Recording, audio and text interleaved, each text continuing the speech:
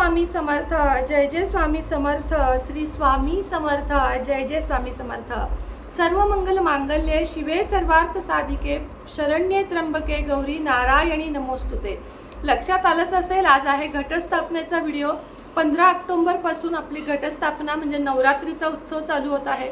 अगदी पहिल्यांदा जे घट बसवतायत त्यांनाही जमेल अशी साधी मंत्र स्तोत्र काही नाही, अगदी साधी पूजा तुम्हाला दाखवणार आहे, जेणेकरून ती बघत बघत कोणालाही करायला जमेल।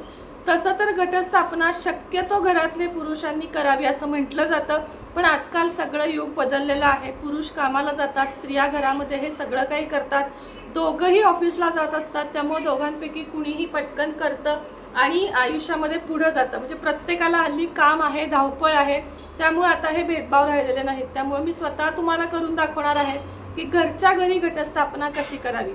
सगळ्यात पहिले तुमचे जे प्रश्न आहेत की घटस्थापनेला पूजा वगैरे करायची का नाही, तर त्याच्यावर मी एक वेगळा व्हिडिओ करेन। आज आपण सर्वप्रथम घटस्थापनेचा व्हिडिओ बघूया। चला तर मग सुरुवात करूया। आता या ठिकाणी मी घटाची तयारी केलेली आहे। इथे एक छोटा पाट तुम्हाला दिसत आहे, त्याच्यावर सर्वप्रथम आपण अखंड दिवा लावून घेऊया। खाली अक्षतांचं आसन दिलेलं आहे आणि त्यावर आपला हा अखंड दिवा प्रज्वलित करून घेऊया।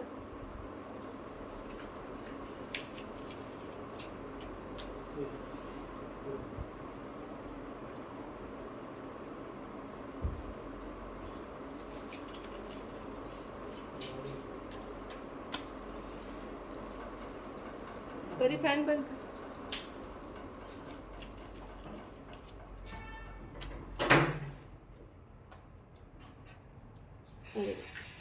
या ठिकाणी आपण सगळ्यात आधी अखंड दिवा लावून घेतलेला आहे। सगळ्यात पहिलं काम अखंड दिवा लावण्याचं करायचं, त्यानंतर दिव्याची पूजा करायची। दिव्याची पूजा करताना दिव्या दीपत्कार, कानी कुंडल मोती हार, दिव्याला पाहून नमस्कार, दिवा लावला देवापाशी, उजेड पडला विष्णूपाशी, माझा नमस्कार सर्व देवांपाशी, ही प्रार्थना करायची। ज्योत थोडी मागं घेते। त्यानंतर दिव्याला एक आपण फूल वाहून घेऊया। ही झाली आपली ह्याची पूजा, दिव्याची पूजा करून झाली। यानंतर आपल्याला सगळ्यात आधी गणपती पूजन करायचं आहे। गणपती पूजनासाठी एक तामण मी या ठिकाणी घेतलेला आहे। तामणामध्ये आपल्याला सुपारी घ्यायची गणपती म्हणून। घरातला गणपती घेतला तरी चालेल, आता आमची पूजा झालेली आहे त्यामुळे मी गणपती त्यातला उचलला नाही। ओम गम गणपते नमः, वक्रतुंड महाकाय सूर्यकोटि समप्रभ, निर्विघ्नं कुरु मे देव सर्वकार्येषु सर्वदा। ओम गम गणपते नमः, ओम गणपते नमः, ओम गणपते नमः। यानंतर आपण स्वच्छ पुसून घेऊया गणपतीला आणि गणपतीची स्थापना करून घ्यायची आहे। या ठिकाणी म्हणजे आपल्या उजव्या हाताला गणपतीची स्थापना तुम्ही विड्याच्या पानावर करून घ्या। विड्याच्या पानावर थोड्या अक्षता ठेवायच्या आणि त्याच्यावर आपल्या गणपती बाप्पा ठेवून घ्यायचे। त्याची हळदी कुंकू फूल वाहून पूजा करून घ्यायची। हळदी कुंकू आणि एक फूल असेल तर लाल व्हायचं। त्यानंतर गणपती बाप्पाला गुळ खोबऱ्याचा नैवेद्य दाखवून घ्यायचा। नैवेद्यम समर्पयामि। साध्या भाषेत जरी म्हटलं की हे गणपती बाप्पा मी तुला नैवेद्य दाखवत आहे तरी चालतं। हे बघा, इथं आपली गणपतीची पूजा करून झालेली आहे। त्यानंतर घंटीचं पूजन करून घ्यायचं, घंटीचा अभिषेक करून घ्यायचा। म्हणजे घंटीला आपण थोडीशी पाणी घालून घ्यायचं, स्नान घालून घ्यायचं आणि त्यानंतर घंटा या ठिकाणी ठेवायची, घंटेलाही आसन द्यायचं। आपल्या डाव्या हाताला घंटा, आपल्या उजव्या हाताला गणपती आणि आपल्या डाव्या हाताला तेलाचा दिवा अशा पद्धतीने लावलेला आहे। आपले हात सांगते मी, देवाकडचे नाही, आपले डावे हात। आता घंटीचं पूजन करून घेऊया। हळदी कुंकू अक्षता आणि एक फूल, अशी प्रकारे आपली घंटीचं पूजन झालेलं आहे। आता कुलदेवी माता तुमची कोणती आहे, तुमच्याकडे फोटो आहे, टाक आहे। आता आमच्याकडे माझी ही बनशंकरी माता, माझ्याकडे त्याची मूर्ती आहे। आता ती कशी बसवायची, तर ती विड्याच्या पानावर अशी बसवायची असते। माझी मूर्ती मोठी आहे त्यामुळे एवढीच बसेल। तुमची जर छोटे छोटे टाक वगैरे असतील तर यामध्ये व्यवस्थित मावेल. तर आपल्याला इथे जागा करून घ्यायची. खाली आधी सगळ्यात अक्षतांचं आसन द्यायचं आहे. फोटो असेल फोटो ठेवा, टाक असेल टाक ठेवा. या विड्याच्या पानावर सुद्धा पुन्हा अक्षता ठेवायच्या आहेत. 2 विड्याची पानं घेऊ शकता आणि त्याच्यावर आपली ही मूर्ती बसवून घ्यायची आहे.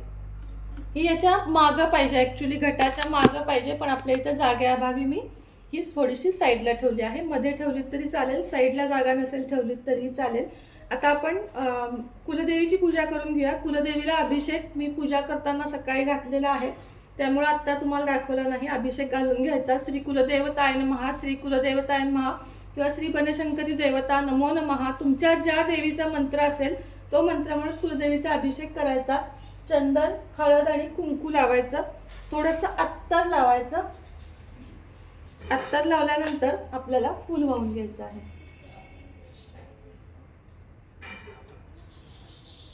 कुलदेवीला नमस्कार करायचा. धूप दीप आपण लावलेलाच आहे, उदबत्ती लावलेली आहे. त्यानंतर आता घटाच्या पूजेला सुरुवात करूया. आता आमच्याकडे घटाला अशी मातीची ताटली किंवा पत्रावळी असते. तुमच्याकडे जे काही पद्धत आहे, कुणाकुणाकडे टोपली असते तर टोपली ठेवली तरी चालेल. तुमच्या पद्धती मोडू नका, जी तुमच्या इकडे पद्धत आहे तेच करा. आता ही कालच आम्ही चांगली शेतातली काळी माती घेऊन आलेलो आहोत. खूप सुंदर अशी माती आहे. शक्यतो जास्त घालायची म्हणजे धान्य उगवायला सोपं पडतं. आता मी एवढंच घालून घेत आहे. त्यानंतर तुम्हाला या घटाच्या ताटलीची सुद्धा पूजा करून घ्यायची आहे. सगळ्यात आधी पाणी शिंपडायचं, म्हणजे शुद्ध करण्यासाठी. शुद्धोदकम समर्पयामी म्हणत तुम्हाला थोडंसं पाणी शिंपडून घ्यायचं आहे. या मातीमध्ये सुद्धा पाणी शिंपडून घ्यायचं. भावना शुद्ध ठेवायची की आपण हे शुद्धतेनं सगळं करत आहोत. त्यानंतर या घटाच्या ताटलीला हळदी कुंकू लावून घ्या. तुमच्याकडे पत्रावळी, टोपली जे काही असेल त्याला हळदी कुंकू लावून घ्या. आतमध्ये थोडंसं हळदी कुंकू वाहून घ्या आणि त्यानंतर सप्तधान्य टाकून घ्यायचं आहे. घरातले गहू तांदूळ टाकले तरीही चालतात, मोहरी अशा प्रकारचं धान्य टाकलं तरीही चालतं. आता बघा, यामध्ये मी सप्तधान्य टाकून घेतलेले आहेत आणि यामध्ये आपल्याला थोडं थोडं पाणी घालायचं आहे. पाणी खूप जास्त घालायचं नाही, असं रोज फक्त शिंपडायचं. ओम ऐं ह्रीं क्लीं चामुंडाई विच्छे, ओम ऐं ह्रीं क्लीं चामुंडाई विच्छे, ओम ऐं ह्रीं क्लीं चामुंडाई विच्छे, ओम ऐं ह्रीं क्लीं चामुंडाई विच्छे. त्यानंतर घट. आता हा आमच्याकडचा घट आहे, याला स्वस्तिक वगैरे काढून घेऊया आपण. घटामध्ये पाणी भरलेलं आहे. 1 रुपयाचं नाणं टाकत आहे, सुपारी, 1 रुपयाचं नाणं, अक्षता आणि 1 फूल अशा पद्धतीनं यामध्ये घालून घ्यायचं आहे. आणि यानंतर विड्याची पानं. आता ह्याला मी स्वस्तिक काढून घेते. ह्याच्यावर खरं ऑलरेडी आहे तरीही मी काढून घेते. आणि रेषा. आता हा याच्या मधोमध हलणार नाही असा, कारण आपल्याला हे 9 दिवस ठेवायचं आहे. व्यवस्थित जागा करून, अशी जागा करून एकदाच बसवून घ्यायचं. आपल्याला हे पुन्हा हलवायचं नाही, लक्षात घ्या. त्यानंतर विड्याची पानं याला आपल्याकडं आहेत तेवढी किंवा आंब्याची पानं तुम्हाला वाहून घ्यायची आहेत, घालून घ्यायची आहेत.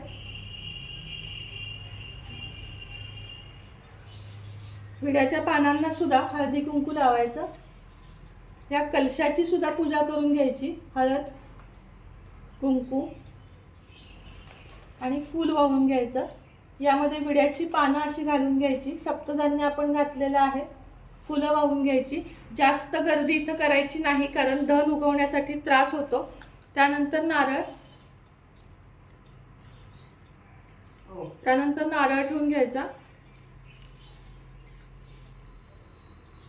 हा नारळ थोडा मोठा आहे पण बसलाय व्यवस्थित घटामध्ये. आता काही ठिकाणी नारळाला इथं मुखवटा लावण्यात येतो, जसं आपल्या मार्गशीर्षात लावण्यात येतो, पण आमच्याकडे ती पद्धत नाही आहे. मार्गशीर्षमध्येच फक्त आम्ही लावतो. आत्ता फक्त आणि फक्त आम्ही नारळच ठेवतो. आमच्याकडे ॲक्च्युली नारळ पण नसतो, त्याच्यावर एक वाटी असते, पण सगळ्यांकडची पद्धत म्हणून मी तुम्हाला हे दाखवलेलं आहे. आमच्याकडे त्याच्यावर एक मातीची वाटी ठेवली जाते. आता ह्याला तुम्ही हळद कुंकू लावून रूप देऊ शकता देवीचं. हे बघा, अशा पद्धतीनं हे 2 डोळे, मोठं असं कुंकू लावून घेऊयात. हळद लावून घेऊयात. त्याला तुम्ही नथ घालू शकता, मंगळसूत्र घालू शकता, जसा जशा तुमच्याकडे पद्धती आहेत तसं तसं तुम्ही करू शकता. आमच्याकडे अशी साधी पद्धत आहे, मी साध्या पद्धतीने केलेलं आहे. आता याची हळदी कुंकू लावून पूजा करून घ्यायची आणि त्यानंतर याला तुमच्याकडे जे काही असेल गजरा वेणी उपलब्ध ते तुम्ही याला वाहून घ्यायचं, म्हणजे घालून घ्यायचं.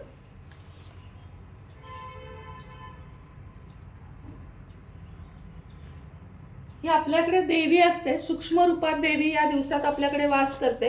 त्यामुळे याचं सगळं व्यवस्थित झालं पाहिजे, याची काळजी घ्यायची. आपल्याला काही सजावट करावीशी वाटली करून घ्या. धान्य उगवेपर्यंतच आपल्याला हे करता येतं, नंतर नाही. त्यामुळे मी आता अगदी थोडंसंच करत आहे तुम्हाला दाखवण्यासाठी. आता घटाला नमस्कार करायचा आणि साधी अशी प्रार्थना करायची. आता या सगळ्याच्या आधी मी तुम्हाला कालच्या व्हिडिओमध्ये जसं सांगितलं की घटस्थापना करण्याच्या आधी संकल्प करून घ्यायचा. तर तो कसा करायचा हे तुम्हाला सांगते. हे सगळे विधी करण्याच्या आधी संकल्प करून घ्यायचा. ते सगळं दाखवलं तर व्हिडिओ खूप मोठा होईल. हातामध्ये पाणी घ्यायचं, तरी पण तुम्हाला दाखवते मी.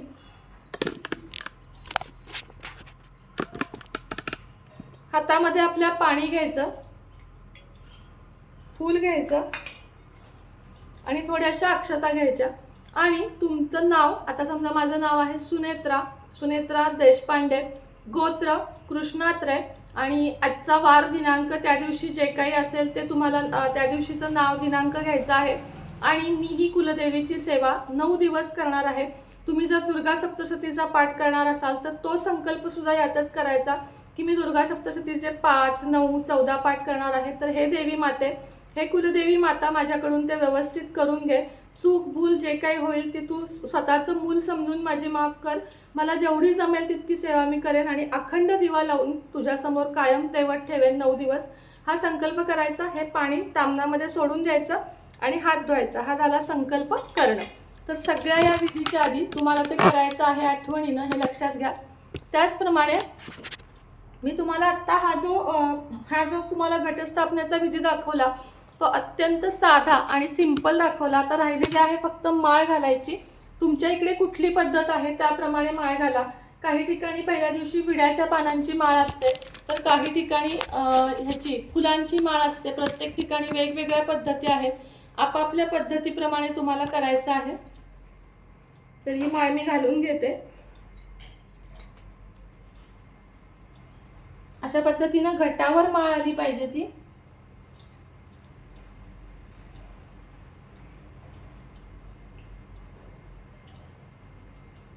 ओम ऐं ह्रीं क्लीं चामुंडाई विच्चे, ओम ऐं ह्रीं क्लीं चामुंडाई विच्चे. आता या ज्या माळा आहेत या 9 दिवस तुम्हाला काढायच्या नाहीत. एकावर एक दुसरी अशी माळ तुम्हाला स्थापित करायची आहे. एकावर एक. आता ह्याच्यानंतर दुसरी माळ, आता त्याचा व्हिडिओ वेगळा येईल. आणि शेवटी आपल्याला नैवेद्य दाखवायचा आहे. तर मी या ठिकाणी दूध साखरचा नैवेद्य दाखवून घेतलेला आहे. तुम्हाला माझी ही साधी सिंपल पूजा कशी वाटली नक्की सांगा. आणि व्हिडिओ आवडत असतील तर लाईक, शेअर, सबस्क्राईब करा. पुन्हा भेटेन नवीन व्हिडिओसोबत, नवीन विषयासोबत. घटस्थापनेचा शुभ मुहूर्त, घटस्थापनेच्या माळा, नैवेद्य ह्याचा व्हिडिओ घेऊन मी लवकरच येईन. हे बघा, अशा प्रकारे आपली पूजा झालेली आहे. कलावा बांधून घेतलेला आहे. तुमच्याकडे असेल तर अवश्य बांधा. याची छोटीशी सजावट केलेली आहे. सजावट ही ऑप्शनल आहे. हा आपला अखंड दिवा. घटस्थापनेचा व्हिडिओ तुम्हाला सगळ्यांना कसा वाटला मला कमेंट करून सांगा. तुमच्याकडे काय वेगळी पद्धत असेल तर तेही सांगा. आमच्याकडे फक्त मुखवटा वगैरे नसतो, तो मार्गशीर्ष महिन्यातच असतो. आणि तुमच्याकडे असेल ती पद्धत तर अवश्य करा. शेवटी हौसेला मोल नाही. कितीही करू शकतो आपण, काहीही करू शकतो. तर या 9 दिवसात अशी सेवा करायची आहे. हे सगळं झाल्यावर दुर्गट भारीची आरती, मग गणपतीची आणि दुर्गट भारीची आरती करायची आहे. रोजच्या रोज सकाळ संध्याकाळ आरती, तुपाचा दिवा, कापूर आरती हे झालं पाहिजे, लक्षात ठेवा. नैवेद्य सुद्धा जे जे सांगेन त्याप्रमाणे लहान लहान नैवेद्य असतात. फार काही ते मोठे किंवा महागडे नैवेद्य नसतात. तेही तुम्ही करा. आणि आपल्या घरामध्ये कुलदेवीचा वास असतो, त्यामुळे घरातलं वातावरण आनंदमयी, सुखकर, साधं आणि एकदम स्वच्छ असं ठेवा. घरामध्ये नॉनव्हेज, अंडी या प्रकारचा आहार या दिवसात घेऊ नका. मद्यपान मांसाहारापासून लांब राहा. सगळ्यात जास्त माणूस बनून चांगलं राहा, एकमेकाशी चांगलं राहा, आनंदानं राहा, एकोप्यानं राहा. देवाचं करल तितकं कमी असतं, पण खरा देव असतो तो माणसामध्ये असतो. त्यामुळं एकमेकाला दुखवून, घरातल्याच एकमेकाला दुखवून जर तुम्ही देवापुढे हात जोडून बसाल तर ते सर्व काही व्यर्थ आहे. त्यामुळे देवी माता स्वतः आपल्या घरात येऊन आपली 9 दिवस परीक्षा घेत असते. त्यामुळे चांगलं राहा, आनंदानं राहा, अपेक्षा कमी ठेवा. श्री स्वामी समर्थ.